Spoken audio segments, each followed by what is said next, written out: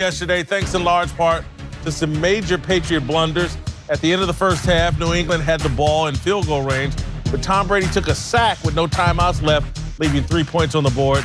Even crazier, Miami's last-second lateral play went for a 69-yard game-winning touchdown, and Bill Belichick's decision to put Gronk on the field as a defender proved costly. Afterwards, Belichick tried to explain himself. Yeah, well, they could throw it deeper. They could run the Desperado type play, which was kind of like in between 20-yard pass, and then it turned into Desperado. The way it ended, I mean, it sucked. I mean, never really been a part of anything like that. I feel like it's going to test our character big time, how we bounce back from something like that, and just got to make that tackle. That was a very interesting game. Miami's been a house of horrors for the Patriots. They struggle there the same way Pittsburgh struggles in Oakland. Yeah. And so it wasn't that surprising, but to see them have two incredible mental gaffes from Brady and Belichick, I started out this year saying that this was going to be the beginning of the end for Bill Belichick, and they would back up. I think I'm starting to be proven right. I think there is a slight crack in the Patriot way.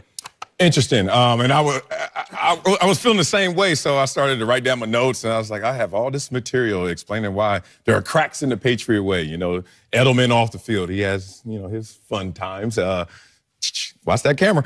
We've seen Gronkowski have his fun times. The owner wears tennis shoes. Belichick pounding Corona lights. We've seen the Patriot way not look as advertised. Then I realized they won that game, but they just lost to a 1 in a million play. So then when you have a 1 in a million play occur, you can't give praise or criticism. There's no explanation, because if they ran that play a million more times, it's not going to work. So I don't want to use this moment to damn the Patriots in a situation where it's impossible to defend that play on this moment. But you don't even have to do anything but just line up 11 guys, and they can run that play every single time, and every single time someone will find a way. Gronkowski been out there. That's going to expose how you play the Hail Mary going forward. I think a lot of teams are going to start to say, we don't need the tallest guy. We need tall with agility. Like, give me the linebacker. But, yeah, I'm not mad at this play. I'd have made that tackle. Hold on now. I give you more than Gronk. I give you more than that. I don't know, man. I don't know. Should have been on the field. Yeah. Look, this is typical Patriots Miami rivalry division game. There's no cracks in the Patriots. Like, are they going to Miami to play in the playoff game this year?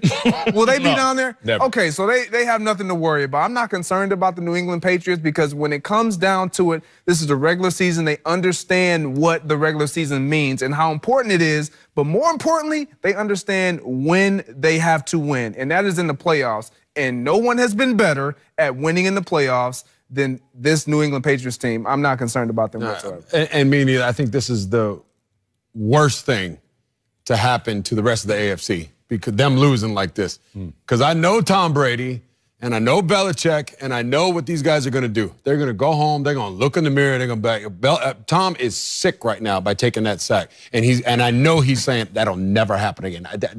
I'm looking in the mirror, and he's soul searching right now, because that's what great players do. They dwell on this stuff, and that's what great coaches do. They dwell on this stuff until it eats them alive, and they do something about it. And I think that's what's going to happen now. This is the best thing, I think, for the Patriots, losing this late in the season, and the worst thing for the other teams out there. This is going to be good for them going forward.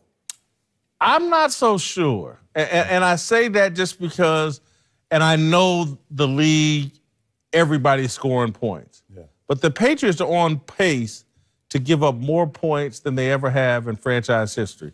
And certainly in the Belichick era, most points in the Belichick era. And again, I understand the league is more offensive. But they can't forever be the no-name defense. And, they got the McCourty twins, and I guess we know them, and they're pretty good. But for the most part, Dante Hightower, I guess, is still there.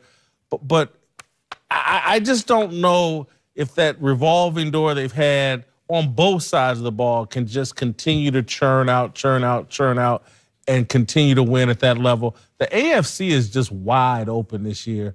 And if the path doesn't have to go through New England to get to the Super Bowl, Show me where the Patriots have made it to the Super Bowl any other way. Look, the cracks in the defense were exposed last year, especially in the early parts when we were really condemning that defense, and then they shored things up. The entire AFC is wide open. The entire NFC is wide open. When you see the Rams lose to the Chicago Bears, elements or not, you see, okay, and the Saints not looking amazing. Now every team is starting to feel that confidence. So I think the entire NFL landscape is opened up. Everyone, impromptu dad dudes. If y'all watch that play with Gronkowski once again, Kenyon Drake hit him with the best. Yes. My God, he hit him with a dead leg. Tony, I don't know if you're going to make this play. Y'all got to watch. You're not going to see it from Kenyon Drake. It's so subtle. You just got to watch Gronk's reaction, and it's coming. He's going to hit him with a dead leg. Dead leg is basically I'm going to fake a step and then see what happens. Look at Gronk right there. That. He threw that. Tony, if somebody hits you with a dead leg in open field, brother, I've been there. I don't know. I was All-American linebacker in high school now. Okay, Come on. in high school. In high school, key word there. Fort Ridge Academy up there. Not the same, all right, thank you, Greg. Thank you, Tony. Coming up, the refs try.